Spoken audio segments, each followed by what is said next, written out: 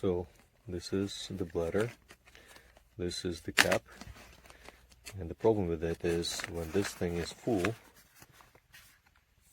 it's really hard to close it without spilling, unless you're okay with air bubble in here, which starts to slush and slushes throughout your run. I don't like the slushing, so I try to close it with without the air bubble, which works really well with my wife's bladder like this, because like you can push out all the bubble and just close it like this, and then close it with this. And number two issue is this right here.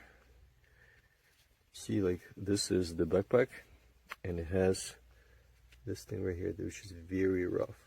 Like if you can probably even hear it. It feels very sharp, and the same thing is true on this side. And it ruined some of my favorite shorts, two of my favorite shorts.